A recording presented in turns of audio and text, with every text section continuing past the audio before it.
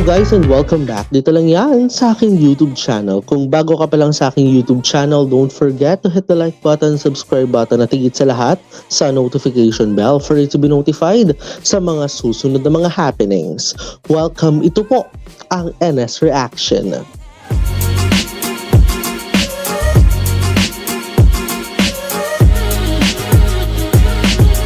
And for today's video guys, it is now the 6th episode sa patuloy natin na pagtutok dito lang yan sa Tonhon Chonlati. Kung maalala nga natin, 'di ba, noong sa previous episode ng episode number 5, nakita natin kung gaano nga baka plastic talaga itong si itong si Amp, 'di ba? Na parang paano ba yung yung paano na lang yung senior junior relationship di umano kuno yung sinasabing yon. Pero mga friend, mga B, ito nga dahil umaabot na nga sa punto ng lasingan, kaya't ano kaya ang mga dapat abangan? Tara na, simulan na natin kagad-agad ang ating pagre-react in 3, 2, and 1. Let's play right now. ตอนเนี้ยกูจะไม่มีใครนะเว้ยแต่กูก็ยังมีมึงกูโคตรรู้สึกดีเลยว่ะ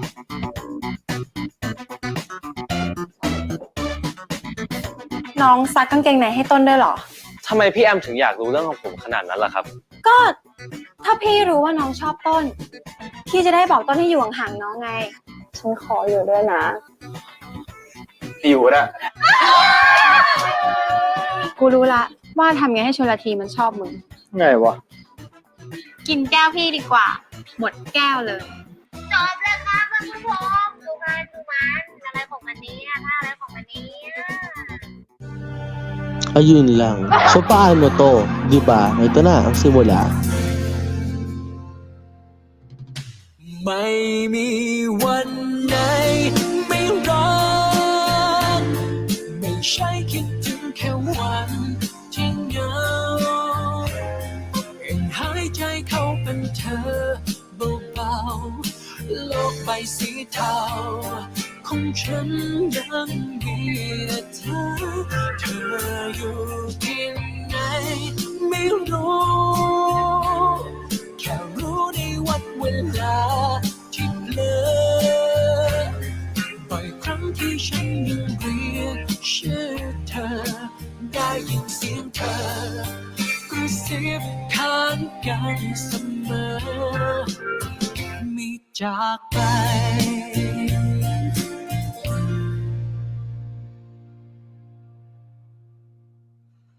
ฮัลโหลไหนมึงอยู่ไหนเนี่ย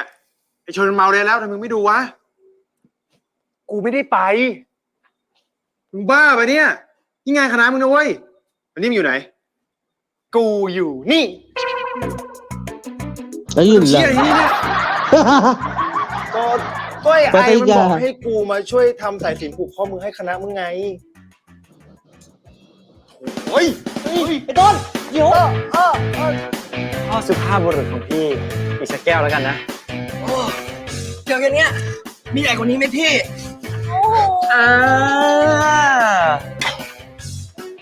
ผมบอกพี่แล้วใช่ไหมว่าคอผมอ่ะปิงสบายมาก เอา Taob. ก่อนอะไรของแบบนี้ไงนะคุณผู้ชมดูสิคะลงไปนอนทำไมตรงนั้นก็ไม่รู้เห็นไหมครับท่านผู้ชมนี่ไง งั้นน้ำชนหมดแก้ว เอ้ยชนเดี๋ยวฉันกินเองเพื่อน Lasing lalo itong si Peng. น้องแป้งคอแข็งเป้ง Ayun, taob.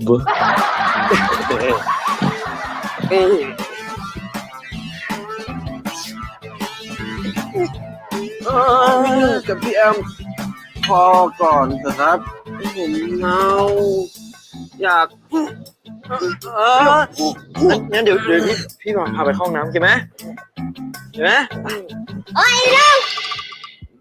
เฮ้ยเดี๋ยวกูพาไปเองแฮ่ขอโทษครับพี่หนึ่งเดี๋ยวน้องแป้งพาไปเองค่ะ ไปชนเพื่อนรัก come on let's go ไปชนเพื่อน เดี๋ยวฉันพาไปห้องน้ำเองไม่ไป let's go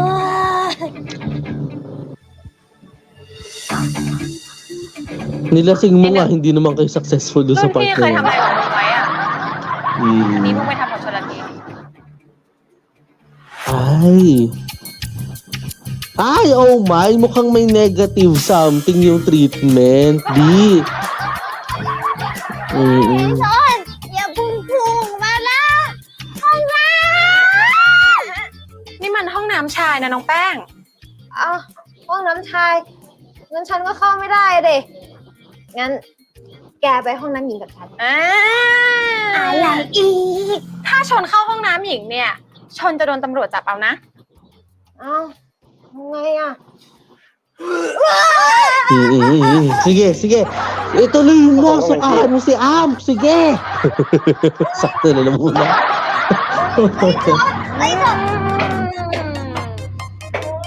ไอ้ชนระวังตัวด้วยนะแก ห้องน้ำชาย ห้องเอาไว้ ห้องน้ำชาย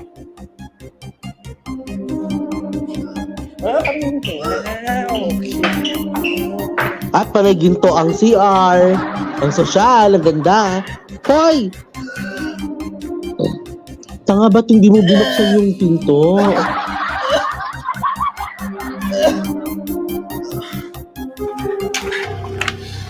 He must now. Ayan. He must now. He must now balak later. Ganon. Anak ka ng Portuguese nga naman, no?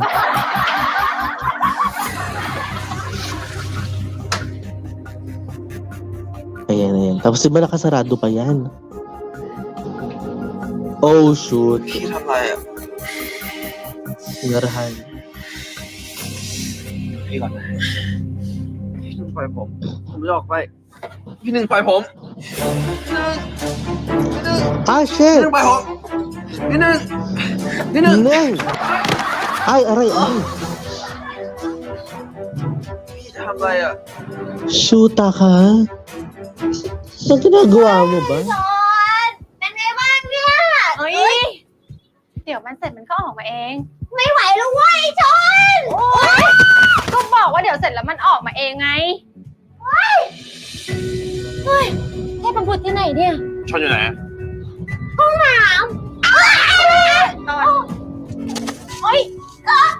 Yan. เฮ้ยอย่าไปดูนะ Iniwanan. เอาไม่ได้ Men's room nga, di ba? พี่หนึ่งไป ชน ชน ชน ชน ชน ชน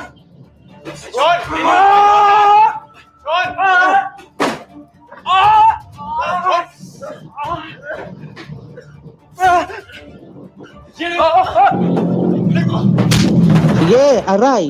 หนึ่งไปพี่ต้นสัตว์โทษเหรอโทษเหรอ Oh, shoot. Pangalawa na yan, ha? ขอโทษพี่มองอะไรกันอ่ะไม่เห็นเหรอว่าเขาทำร้ายผมอ่ะโทรแจ้งตำรวจให้ผมอ่ะโทรเลย โทรเลย กูจะได้บอกว่ามึงอ่ะมอมเล่าน้องกูแล้วก็จะปั้มโทรเลย ไม่ต้องโทรแล้ววางอ๋อเชิญแบบนี้ กูต้องบอกมีกี่ครั้งมึงอย่ามายุ่งกับน้องกูอีกอ่ะ ฮะ ไม่ต้องบอกแล้วครับพี่ Sige. Suntok pa! Suntok pa! Parang ganun. Bakit ganun, no? Ba't parang mas excited ako pag may nangyaring suntukan dito kay Tonhon at saka kay Nueng, ano? Oo. Yung totoo, Nate. โอ้พี่ต้นพี่ต้น เจ็บบอก Likod, malamang. ทีหลังกูปะ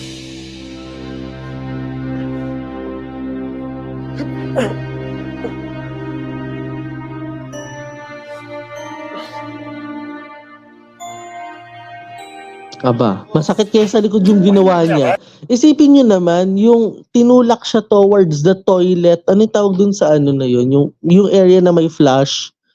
Di ba? Ang sakit kaya, ikaw kaya ang itulak dun, sinong hindi masasaktan, di ba?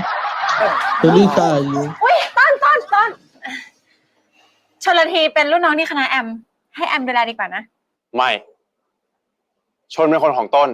แล้วต่อไปเนี้ย แอมก็ไม่ต้องยุ่งกับชนอีก ถ้าเกิดแอมยุ่งกับชนอีกอะต้นเอาเรื่องแอมแน่ Kapal na mukha mo, ah. โอ้ยต้น อุ้ยไม่เอา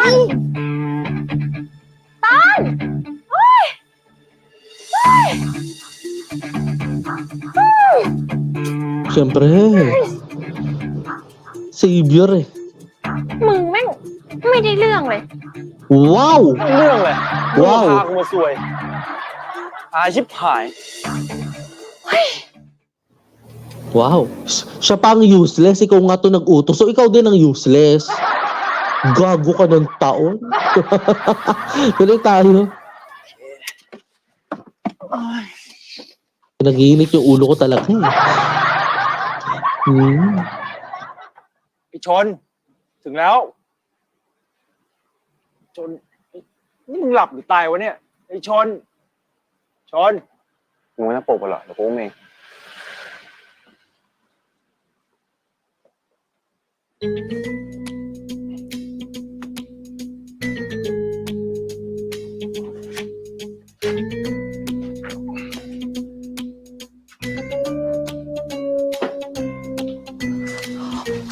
หุยนี่มันคืนวันแต่งงานช่วงส่งตัวเข้าเรือนหอหรือเปล่าเนี่ย Ay, grabe naman to si Aya tsaka si Nay. Ano ba?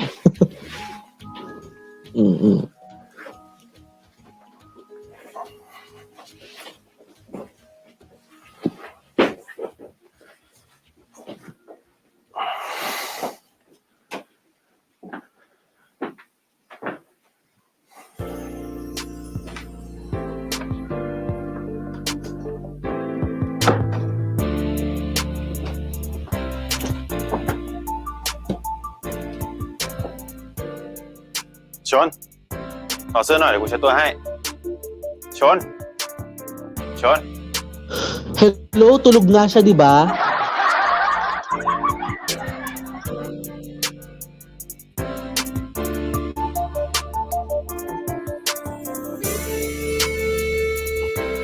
Ngayon ko lang na-realize, may donut nga pala ako. Pwede akong kumain. Yan. Aha, yeah.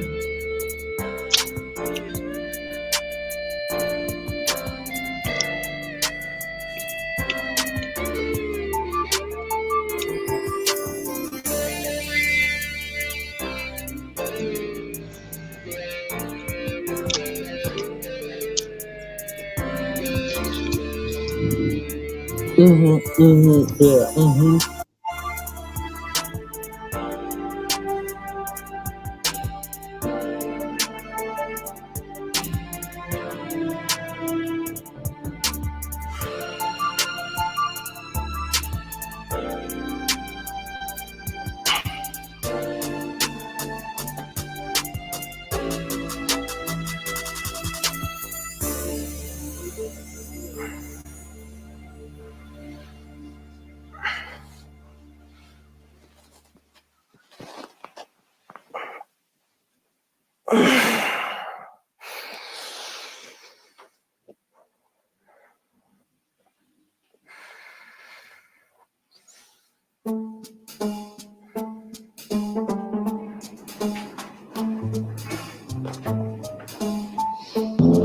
Oh, kalma ka lang. Wala nangyari.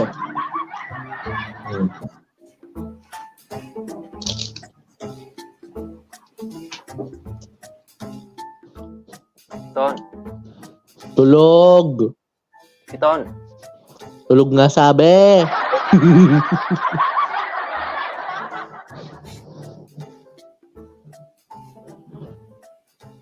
ชน เป็นไรไหม เปล่านี่ ชนไม่ได้เป็นไร ชน พี่จะไม่ให้ใครรังแกมึง ละเมอเหรอ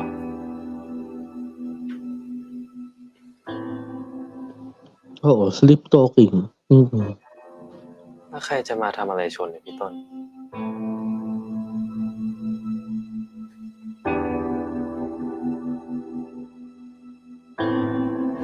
พี่หนึ่งปล่อยผม พี่หนึ่งพี่หนึ่งพี่หนึ่งปล่อยผม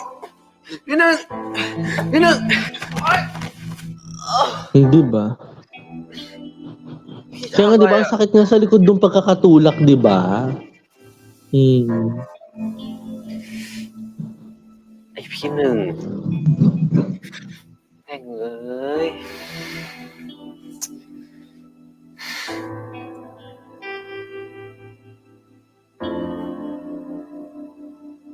ขอบคุณนะพี่ต้น ที่มาช่วยชนอ่ะ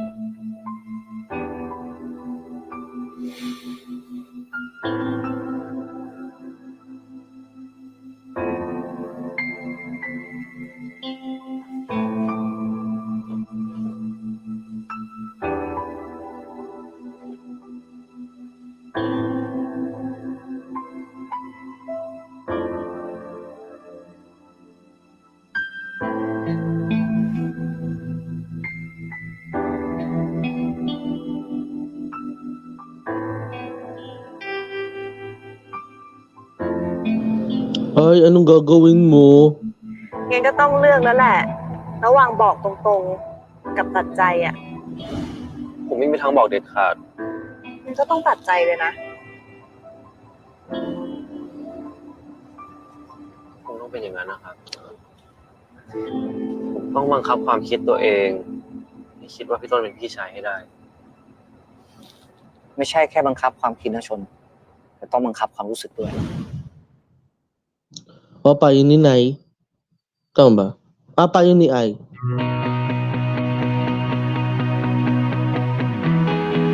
Oo. ไอ้ชนมัน Hmm. โอ้โหอะ แล้วมึงรู้สึกไงไอ้ต้น กู ไม่มีวันไหนไม่ร้อง Well, ito na tayo. Parang medyo parang climax part na tayo kaagad ng story no. Dun sa feelings ni Chon Lati kasi kung titingnan natin no, matagal kung tutusin dun sa storyline talaga, kung titingnan niyo kung papansinin natin yung storyline no. Ang haba ng proseso, ang tagal nung kanyang 'di ba? Ang tagal nung kanyang yung kanyang pagtatago ng pagtatago ng sarap kasi ng donut, ano ba 'yan? Nakakainis. Oh my gosh. So yun nga, ang tagal kasi nung paghihintay na yun matagal siyang naghihintay. Yun nga lang syempre yung pag-udyok ni Ai na madaliin mo or parang bilisan mo lang kasi hindi ganun kadali. 'Di ba? Hindi ganun kadali ang umamin. 'Di ba? Lalong-lalo na sa style kasi ni Tonhon na medyo may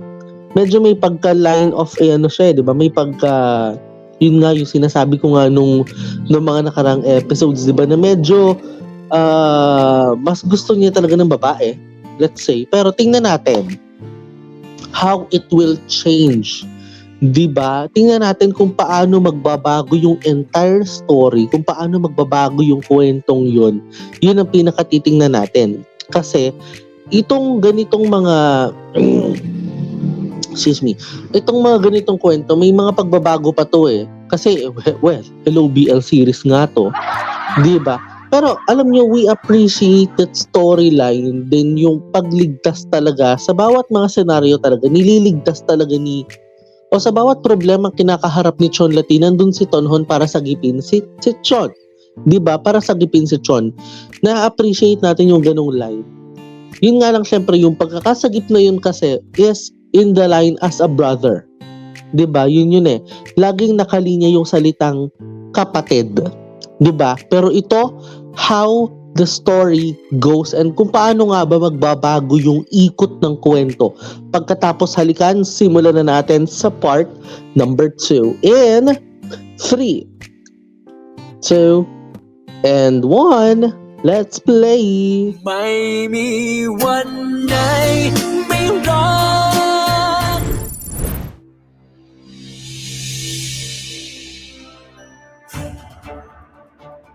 Uh-oh. There Short. it goes. จูทำไม พี่ต้น ชนขอโทษ ชนรักพี่ ไอ้ชน ชนแอบรักพี่มานานแล้วอะ Oh shoot.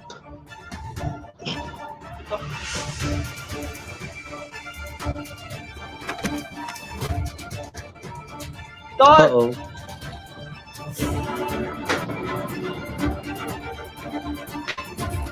Ang bilis nung kanyang amin, no? Yung kanyang pag-amin.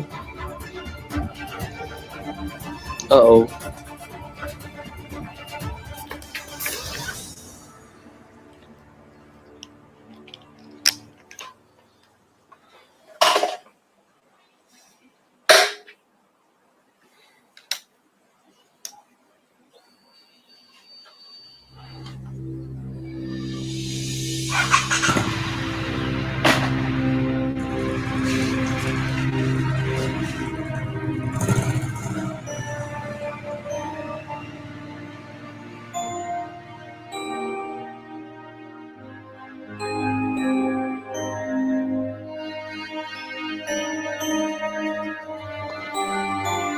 Whew.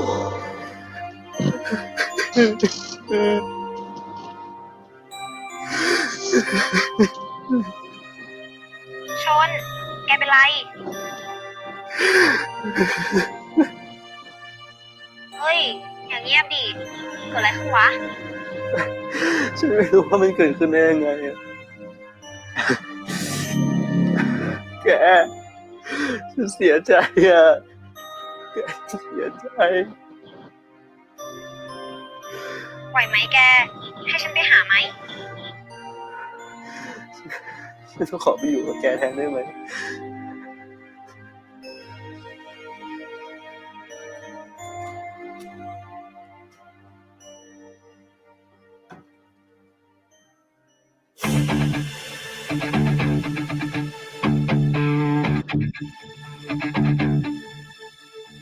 Ang linis, ha? Walang kaabog-abog na ano, ha?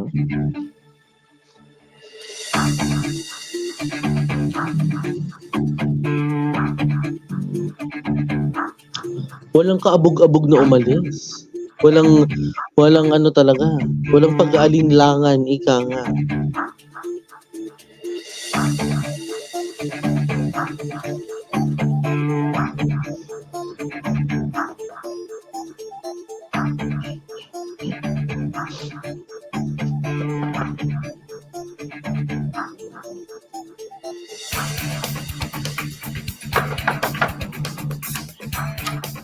โอ้ยต้นมันตื่นเช้าจังเลยวะเนี่ยฮะ นั่นดินี่ขนาดฉันเข้านอนเร็วฉันไม่อยากตื่นเลยเธอกลับต้องดื่มเอาแรงจากไหนเนี่ย ไอ้ชนมันหายไปวะฮะไอ้ชนมัน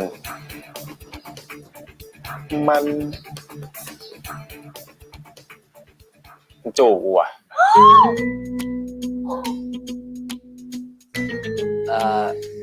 กูว่ามันเมามั้ง เมื่อคืนมันโดนหนักอยู่นะ ใช่ มันอาจจะไม่มีสติก็ได้นะมึง แต่ตอนมันจูบกูอะมันหายเมาแล้วนะเว้ยมันยังขอโทษกูอยู่เลย แถมมันยังบอกว่า มันแอบรักกูนานแล้วอะ โอ้ยน้องชนเก็บงานเรียบร้อยดีมาก แล้วมึงรู้สึกไงไอ้ต้น นี่ก็เปิดจ็อบใหม่ กู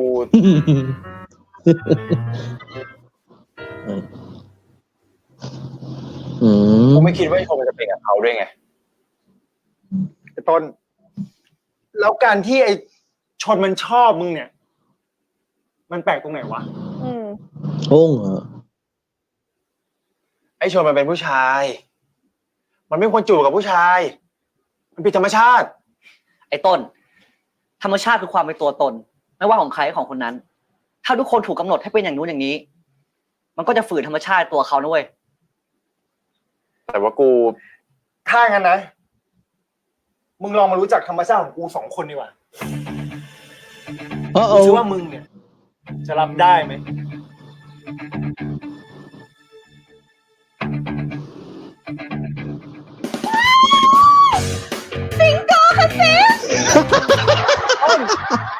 จะไปไหนอ่ะ Natawa ko kay Miri. พวกมึงเป็นใครกันวะไม่ขำนะเว้ย กูไม่ได้ทำให้มึงขำ กูทำให้มึงเชื่อ นี่แสดงว่ามึงยังไม่เชื่อใช่ไหม ได้ Oh! Bingo ulit! Bingo! Tuwan-tuwa na naman si Miriam. Bingo ba, sis? เชื่อยังว่ากูสองคนเป็นแฟนกัน ไม่ ที่รัก ไม่หยุดไง Oo, teka lang. นี่มึงสองคนลงหัวกระหล่อไม่เรียมเหรอวะ เปล่าคือ ฉันก็โดนสองคนนี้ จ้างมาเล่นละครหลอกเธอนั่นแหละ ฮะ หลอกกู Oo. Hala! มึงสองคนนี่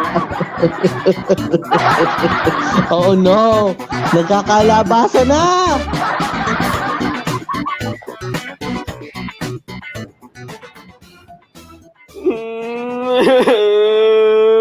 โอ้ยชนพอเกิดเลิกร้องนี่แล้ว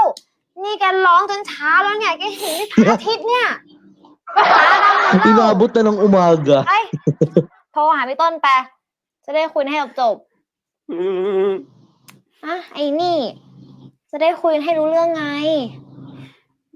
ถ้าฉันโทรไปแล้วพี่เขาไม่รับอ่ะ ฉันรู้สึกแย่ดี ว่ะ พอแกโทรไป ถ้าพี่ต้นไม่รับเดี๋ยวแกจะนอนหนักกว่าเดิมอีก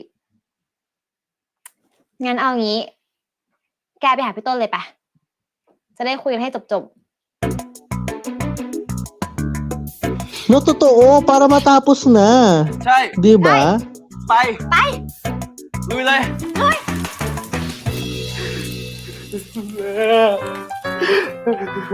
Ayun lang. เราก็คิดว่าแม่ไม่แท้ก็กลับมาหาแม่ ชนเป็นไรลูก ชนพังมันพังหมดแล้วแม่ อะไรพังลูก แม่งง พี่ต้น Hmm. ชนลูก หยุดร้องไห้ก่อนนะลูก แล้วเล่าให้แม่ฟังดีๆ สะอื้นไปเล่าไปอย่างนี้แม่ฟังไม่รู้เรื่องลูก Oo, hindi. Oo. Totoo yun. Hindi maintindihan ng nanay eh. แป้งรู้ค่ะ แป้งเล่าให้ฟังเอง พี่แท็กก็อกหัก ไม่เป็นไรนะลูก หน้าตาดีได้แม่อย่างเงี้ย ไม่นานก็มีคนใหม่เข้ามา จริงค่ะแม่ เห็นอย่างเงี้ยไอชนมันฮอตนะคะ มีคนจีบมันเต็มเลยค่ะ แป้งแกไม่ต้องมาพูดมากเลย เอ้าหรือไม่จริง พี่หนึ่งนี้ ไอ้น้าอีก เห็นไหมอย่างน้อยก็นับได้ตั้ง2 ไม้แล้ว เคยได้ยินคำนี้ไหมลูก ชายชาตรี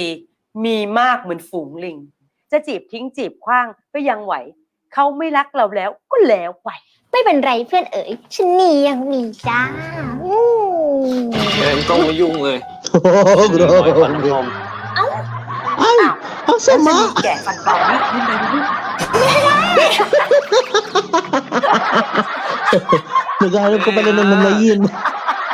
นี่ชนกำลังเศร้าอยู่นะ ใช่เวลามาเล่นตลกไหมเนี่ย อ้าว Ito naman, binibiro ko ไอ้ na ที่ lang. แม่ตลกได้เนี่ยก็เพราะแม่ไม่คิดว่าชนทำอะไรผิด ถ้าจะผิดก็ตรงที่ไปจูบพี่ต้นเขาไง การที่ชนเนี่ยบอกความในใจกับพี่ต้นเขาเนี่ย มันไม่ผิดนะลูก Totoo. Man- Kasi yun lang naman talaga yung totoo doon eh, di ba? Okay lang yung nag-confess kasi siya. Di ba? Okay lang yung nag-confess ng feelings talaga si Chon Lati kay Tonohon. Ang masama lang talaga doon yung kissing part. Di ba? Well, kakabiglaan lang talaga sa mga ganitong bagay, ano? Tuloy tayo. เป็นความรู้สึกจริงๆของชนเอง แต่มันก็ทำให้ความสัมพันธ์ของชนกับพี่ต้นพังไปแล้วแม่ รู้ว่าพี่เขารับเรื่องพวกนี้ไม่ได้ ชนก็ยังทำเสียเรื่อง แม่ไม่คิดว่าชนทำพังนะลูก แม่คิดว่าชนทำความจริงให้มันปรากฏ ลองคิดดูนะ ถ้าชนเป็นตัวของชนเอง แล้วพี่ต้นเขารับไม่ได้ ก็ยังดีกว่าแกล้งเป็นใครก็ไม่รู้ ให้เขารับได้ ฟังแม่นะลูก ให้เขาเกลียดในสิ่งที่เป็นเรา ยังมีค่ามากกว่า ให้เขารักในสิ่งที่ไม่ใช่เรา Ang ganda nun. Totoo.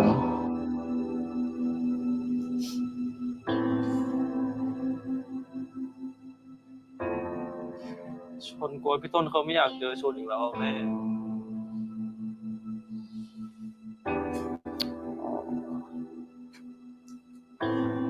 เรื่องนั้นไม่มีใครตอบได้นะลูก นอกจากตัวพี่ต้นเอง กอดด้วยอะไรนะแก พวกมึงจะเก็บของไปไหนกันเนี่ย กูไปไหนแล้วก็มีเรียมว่าจะย้ายออกว่ะพี่ต้นมึงเอาเสื้อไอ้ชนมานั่งมองทำไมวะ มึงมีใจให้น้องเขามึงก็บอกกูมาเถอะ ให้ชนมาน้องกู ไม่มีวันไหนไม่รอ Alam nyo kasi guys, masakit din talaga yun sa feelings eh. Masakit talaga din sa nararamdaman talaga yung ganitong bagay. Ano. Paano kasi, tama yung lahat ng sinabi ng nanay eh. Ang mali lang talaga dun, why did you kiss that person without knowing? 'Di ba? Without getting something, 'di ba? Na parang, bakit mo kailangan nga namang halikan? Ang worst kasi dito yung ano, 'di ba? Yung bigla kang parang i-despise ata. Correct me kung tama yung term ko ha. Pero ganun kasi talaga, nakakainis din talaga yung ganung moment na ano mo yun, yung parang ano ba yan, yung parang bigla siyang magpo-walk out, bigla siyang aalis, bigla siyang hindi magpapakita, or kaya bigla siya magagalit. And and yung naging confession din talaga, yung pag-amin din talaga ni Ai at saka ni Nai kay Ton noon about sa kanilang dalawa is also affecting eh. 'Di ba? Naka-apekto dun nga sa kanyang kaso scenario eh. Nakaka-apekto nga yun eh. And to state the fact na yun yung pinakamahirap talaga na mangyari talaga sa kanya, hindi ganun kadali eh. No? Hindi ganun kadali na alam mo yun, hindi ganun kadali na matanggap siguro. Pero ano kaya yung magiging scenario dito sa part number 3 ano? Maybe dito tayo magkakaroon ng major curiosity. Ano kaya mangyayari pagkatapos ni Sean Lati umalis at nang napipintong pag-alis din ni Ai, ni Nai at ni Miriam. In 3, 2, and 1, let's play. ไม่มีวันไหนไม่รอ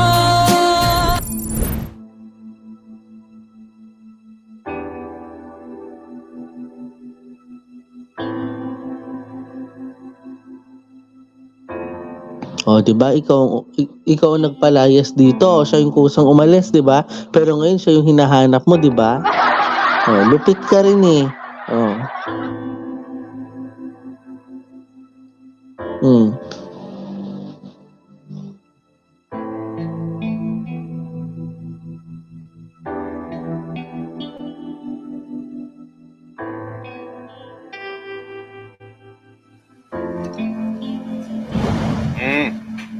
เดี๋ยวกูป้อน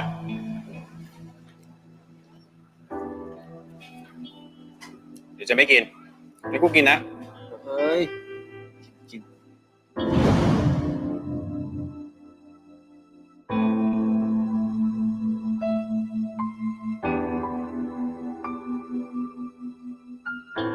เสร็จยังมิเรียม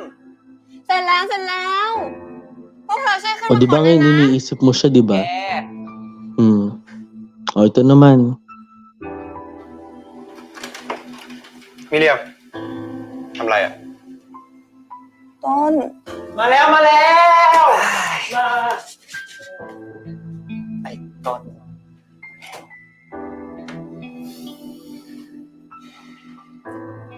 พวกมึงจะเก็บของไปไหนกันเนี่ย กูไปไหนแล้วก็มีเรียมว่าจะย้ายออกว่ะ มึงจะได้สบายใจ สบายใจอะไรวะ ก็กูเห็นมึงพูดอยู่ตลอดอะว่ามึงไม่ชอบอยู่กับคนแบบกู กลัวโดนทำไม่ดีไม่ร้ายพวกกูว่าพวกกูเลยจะย้ายออกนี่จะได้ไม่ลำบากใจ เฮ้ย อันนั้นกูหมายถึงคนอื่นเว้ย แต่พวกมึง2 คนเป็นเพื่อนสนิทกูนะเว้ย กูทิ้งอย่างนั้นได้ไงวะ ใครมันจะไปรู้วะ มึงเล่นด่ากอกหูทุกวันน่ะ Totoo. Totoo yun. Lagi niya sinasabi yan eh. ขอโทษด้วยกัน กูอาจจะพูดอะไรผิดไปเลยทำให้พวกมึงเข้าใจผิด คิดว่ากูรังเกียจ ไม่เป็นไรพวกกูว่าพวกกูเข้าใจ งั้นพวกมึงก็ไม่ต้องย้ายไปไหนแล้ว ถ้าเกิดพวกมึงย้ายนะมึงกับกูขาดกัน แล้วมึงแน่ใจนะไอ้ต้นว่ามึงจะรับพวกกูได้ มึง2 คนจะเป็นเรื่องของพวกมึงนะเว้ย แต่ยังไงพวกมึงก็คือเพื่อนกูนะเว้ย Di ba? Biglang acceptance stage ka agad siya, ต้น no? งั้น ฉันขออยู่ต่อด้วยได้ไหมอ่ะ please พี่คะพี่คะเรื่องหนูไหมคะ A35 please 835! 835! พวกมึง2 คนไปรู้จักพี่เลี้ยงตั้งแต่เมื่อไหร่นะ Patay!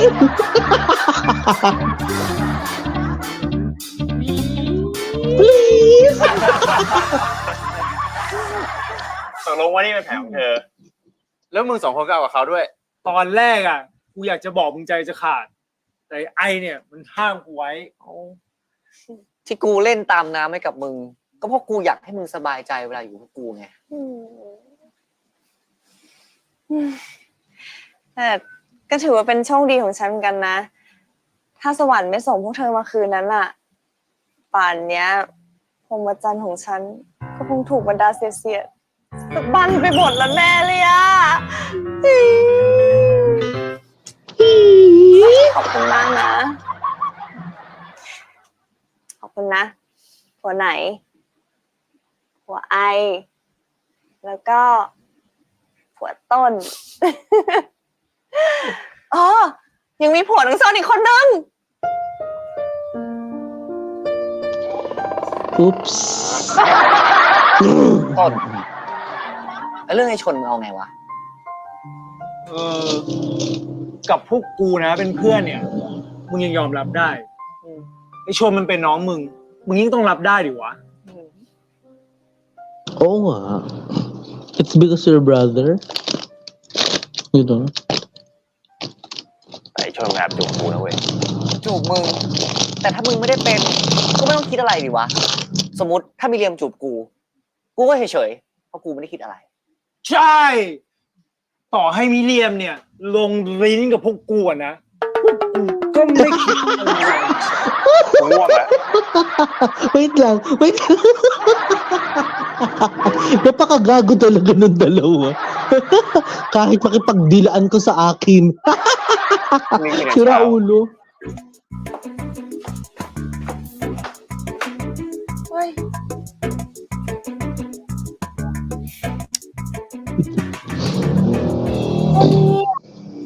ต้นไม่ตอบ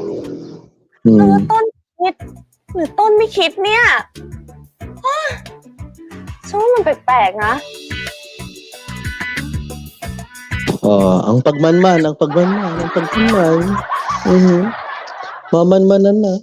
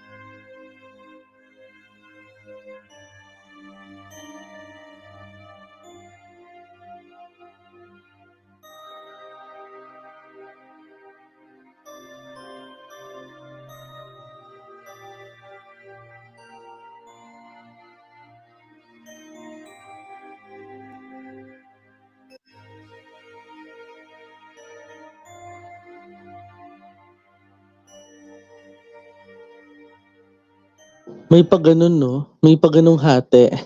Oo.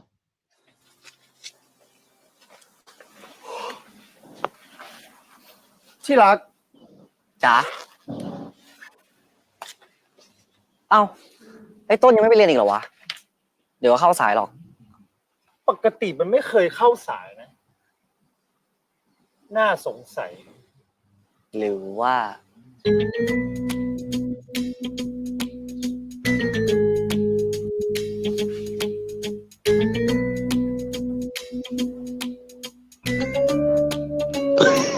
ต้นมันมองเลยครับ Reaction naman nito.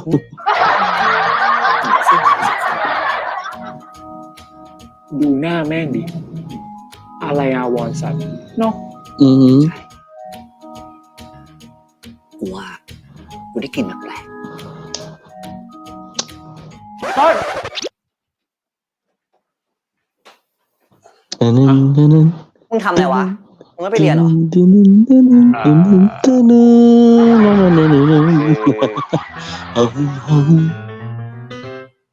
อ๋อพอดีกูปวดหัวว่ะกูก็เลยว่าจะโดดอ่ะ ปวดหัว มึงปวดหัวว่ามึงคิดถึงไอ้ชนกันแน่ฮะ พวกมึงอย่ามาหาเรื่องกูเป็นเหมือนพวกมึงเลย แต่กูว่ามึงดูเหมือนคนปวดใจมากกว่าคนปวดหัวนะ พวกมึงออกไปเลยไปอย่าอยู่คนเดียว ไอ้ตอนมึงซ่อนอะไรไว้ข้างหลังอะฮะ ไม่มี Patay! นี่ไง ไม่ กูเห็น มี กูเห็น Marunong manghuli yung dalawa eh. มึงเสื้อไอชนนี่ มึงเอาเสื้อไอชนมานั่งมองทำไมวะ แล้วเหมือนจะดมด้วย ก็กูเห็นมันตกอยู่ที่พื้น กูก็เลยเก็บขึ้นมาก็แค่นั้นแหละ Weh. กูว่ามึงแปลกๆตั้งแต่เมื่อคืนที่มึงพูดถึงชนแล้วนะมึงมีใจให้น้องเขามึงก็บอกกูมา ให้ชวนมันน้องกูถ้ากูทะเลาะกับมันก็ต้องนึกถึงมันธรรมดาป่าวะ Don't use แล้ว that ตอน term. มึงเด็กๆตอนมึงทะเลาะกับพี่พายพี่สาวมึงเอาเสื้อพี่มาดมแบบนี้ไหมฮะ O yun, patay. มึงสองตัวไปเลยไปอยู่คนเดียวแล้วไปออกไป เดี๋ยว มึงชอบไอ้ควาย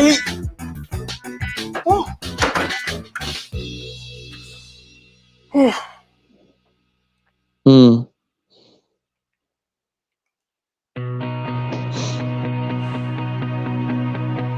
Paano ngayon ชน yan? ขอโทษนะที่แอบจูบพี่ต้น แม่ยะ นั่นใช่บิ๊กไบค์พี่ต้นปะวะ พี่เขาจะเห็นฉันไหมอะ ไม่มีวันไหนไม่ร้อง Oh, ito na nga tayo, no? Kasi naman, alam mo yun, pagka totoong nararamdaman na yan, yung parang dapat hindi mo na kailangang itago pa. Oo. Kasi palibasa feeling ko pa-climax na tayo ng story no? Yung parang hindi ko lang mahanap dito yung proper climax, pero nakikita na natin yung mga peak ng story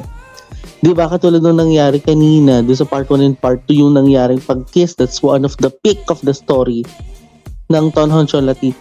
Pero hindi lang natin mahanap pa yung iba pang mga peak ng story niya It is not just one peak story Pero yun nga, so nakita rin natin dito sa part number 3 yung ano dito yung pag-alala kay Chon. Hindi naman lang sabihin na namatay na si Chon, mali yun. Yung pag-aalala at yung pag-alala mismo. Yun. Yung pag-alala at pag-aalala. Yun yung mga binibigyang diin ng storyang to Bakit nga ba umabot sa ganitong bagay? 'Di ba? And also nakikita na natin yung realization Nakikita natin yung mga realization ni Chon. Ni Ton, 'di ba, towards kay Chonlati. 'Di ba? So how was it be like? 'Di ba? Paano ba kaya tatakbo yung mga ganung klase ng kwento? Tingnan pa natin dito sa part number 4 kasi tayo ay patapos na ng kwento. Ano pa kaya ang mga dapat nating sulyapan? And 3, 2, and 1, let's play. ไม่มีวันไหนไม่ร้อง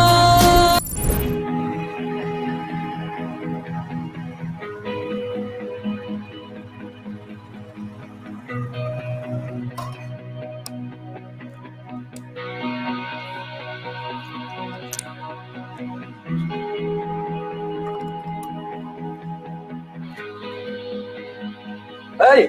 เดี๋ยวนี่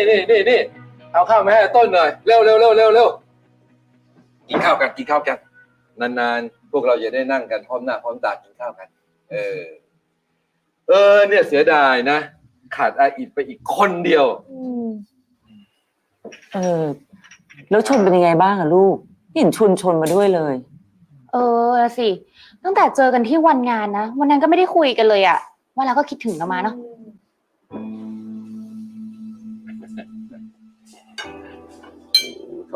Ay, ayaw sumagot. ต้นเป็นอะไรลูกทำไมเงียบล่ะ ไม่เห็นกินข้าวเลย นั่งเขี่ยอยู่ได้ ต้นยังไม่ค่อยหิวอะมา ต้น ดูซึมไปป้าดูออกนะ เนี่ยถ้าให้ทายนะหรือเสียใจเรื่อง RM อยู่ Uy, นี่แหละ lupit mo May na alay. naman eh. ยังมาเถียงว่าไม่มีอะไร ไอ้พวกไม่มีอะไรเนี่ย มีทุกรายแหละนี่ป้า And จะ then สอนให้นะ alam niyo bakit ganun no? I-stress lang natin ng konti. Pag may nagsabi daw ng nothing, it comes with something. Pero pag may something naman, laging ang ipino-point out nothing. Ano ba? Saan ba lulugar yung something at nothing na yan, ha? Sorry tayo. Go. ถ้าลือรักใครนะจนลือรู้สึกว่าขาดเขาไม่ได้เนี่ย เราก็กลับไปง้อเขาสิเราเป็นผู้ชายจะผิดจะถูกยังไงเนี่ยง้อไว้ก่อน เหมือนปลางอมาเนี่ยง้อไว้ก่อนละแล้วได้ผลทุกทีนะ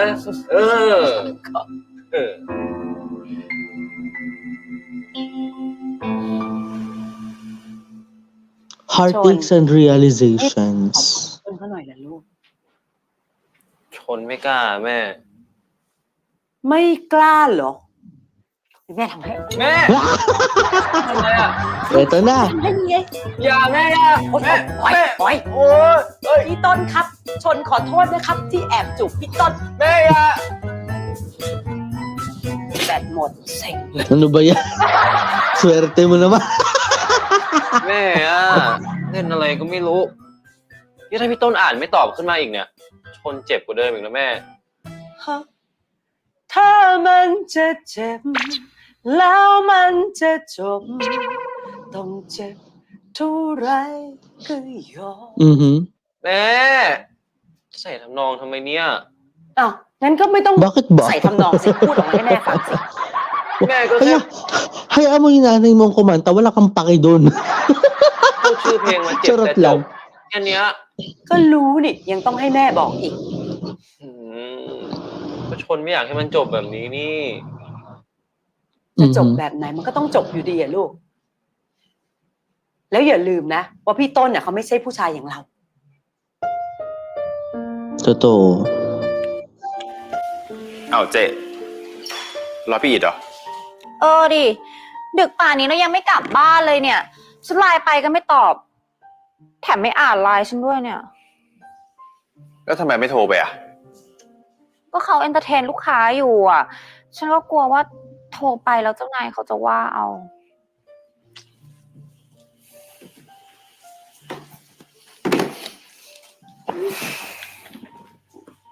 น่าจะดูกังวลนะ มีอะไรหรือเปล่าอ่ะ หรือว่า พี่เขาไม่มีเมียน้อย โอ๊ยขอไม่ให้มีเถอะ ฉันจะดีใจซะอีกอ่ะ เฮ้ย เจ๊บ้าป่ะเนี่ย เขามีแต่ไม่อยากจะให้ผัวตัวเองไม่มีเมียน้อย เจ๊ก็อยากให้มี ฉันไม่ได้บ้า แต่ว่าฉันกำลังสงสัยอยู่อะว่าพี่เขยแกอาจจะ อาจารย์อะไรเจ๊ เฮ้ยพูดไงดีเนี่ยคือ อาจจะ Ano? ชอบผู้ชายด้วยกันเองสิ Muntik pang bumuga, ha? ไม่มีทางไงเจ๊พี่อีกเขาออกจากแมน แล้วก่อนหน้าที่เขาจะคบกับเจ๊อ่ะเขาก็มีแฟนเป็นผู้หญิงมาก่อน Pero syempre, hindi naman, hoy, wait lang, ha? I-clarify lang natin, ha? Hindi lahat ng naging history 'Di ba? Kasi may mga tao kasi na nagsimula yung kanilang relationship career o yung parang hindi naman career, um, yung history nung kanilang pakikipagrelasyon, nagsimula daw yun muna sa mga babaeng kanyang dine-date and then nagkaroon siya ng mga dine-date na mga lalaki. Oo. So ibig sabihin nun talaga it doesn't mean na alam niyo yun, hindi ibig sabihin nun na talagang babae lang yung kanyang ide-date for the rest of his life. Minsan, hindi rin natin alam may nakaka-date din yan ng mga lalaki. 'Di ba? Reality lang ha, reality lang. O, tingnan natin. ทำอะไรให้เจ๊สงสัยหรือเปล่า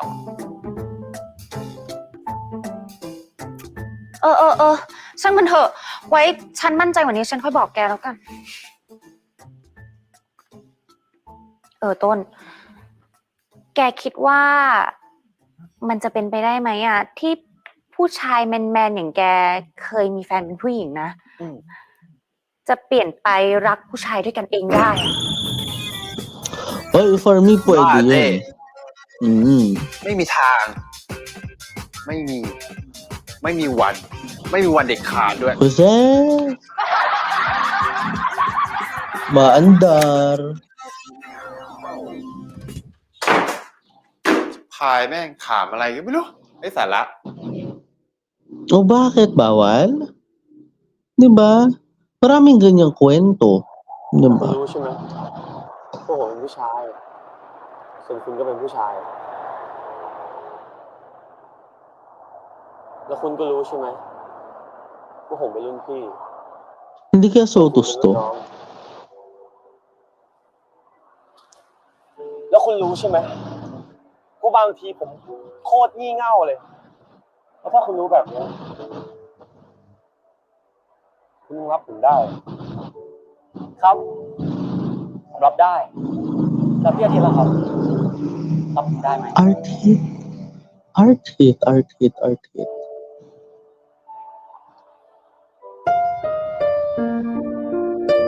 Yung natutuwa.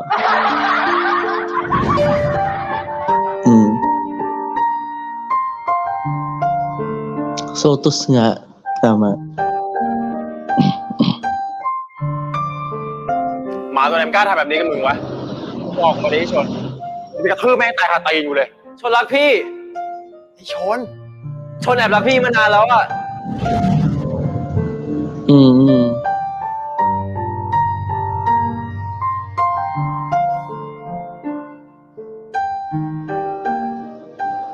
โอ๊ยนี่กูคิดอะไรอยู่วะเนี่ย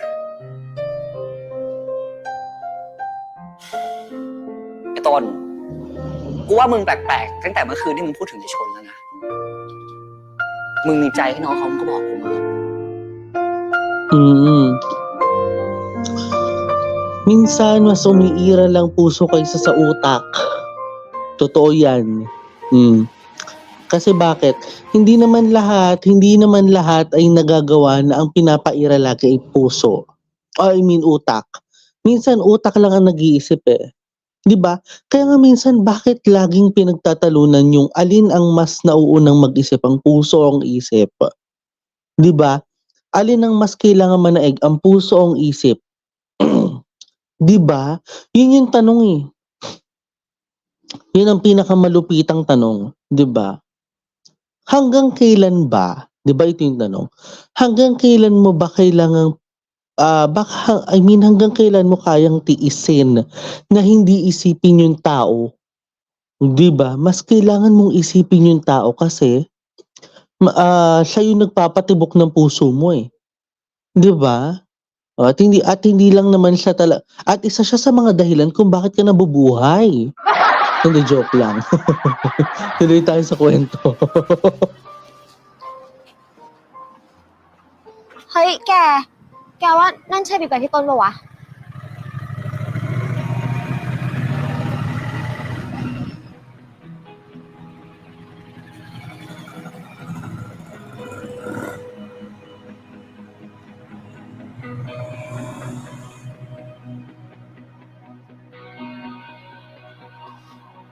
แกว่า พี่เขาจะเห็นฉันไหมอะ ขับเร็วขนาดเนี้ยไม่เห็นหรอกแกไม่ต้องคิดมากนะไปรีบเข้าเรียนได้แล้ว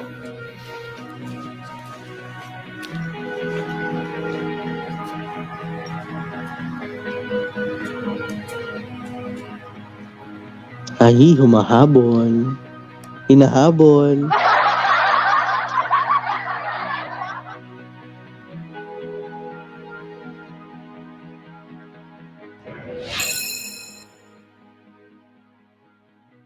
งั้นแกก็ต้องหาผู้ใหม่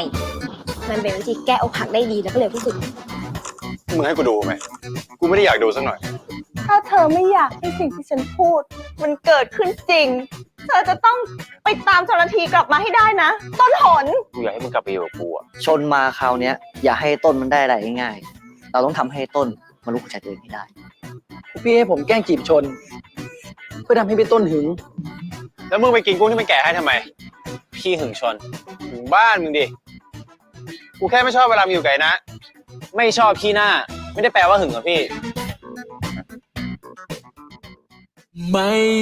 Para biglang gumante, no? Sige. Sige, pag gumante talaga yun, hindi natin alam. Ang hirap lang kasi, no? Ang hirap lang kasi dun sa story na to kasi, alam mo yun, it has going through the confusions eh. Yung mga nakakalitong mga bagay, confusion na to eh. Ito yung part ng confusion na may isip mo talaga na, bakit? Diba? Bakit siya yung kailangan kong mahalin? Bakit siya yung kailangan kong piliin? Bakit siya yung kailangan kong mahalin? Bakit siya yung kailangan kong bigyan ng pansin? Bakit siya yung kailangan ko na lambingin? Sabihin natin, bakit nung hinalikan niya ako, hindi, alam mo yun, parang nagalit ako. Minsan under realization yan with the lots of confusions. Totoo yun. Ano yan eh, realization with the lots of confusions to kasi marami sa atin yung mga nako-confuse sa mga ganyan. Diba? Yung parang hindi nila mawari na ano ba yan? Ba't ko kasi siya pinagalitan? Bakit kailangan ko pa rin magmatigas in a way na may pagtingin pala sa akin yung isa? And yung halik na yun, ano bang naging epekto sa kanya nung halik na yun? Di ba? Maraming tanong dyan na excuse me, na kung tutusin, mapapaisip ka talaga, ano bang epekto nung nangyaring halikan? Di ba? So yun na nga ho mga friend, mga B, ang naging kabuuan ng ating reaction sa video na ito. Kung bago pa lamang po kayo sa aking YouTube channel, don't forget to hit the like button, subscribe button, at higit sa lahat sa notification bell for you to be notified sa mga susunod na mga happenings. And guys, don't forget also to follow me on my social media accounts na naka-flash po sa inyong mga screens. Guys, maraming salamat po sa inyo nga pong pagsama sa akin dito lang yan sa ating Anas Reaction. Diba? Pinaalala sa atin dito na kailangan magmahal, kailangan nating tanggapin kung ano yung meron tayo at hindi, parang kailangan nila tayong mahalin sa kung ano yung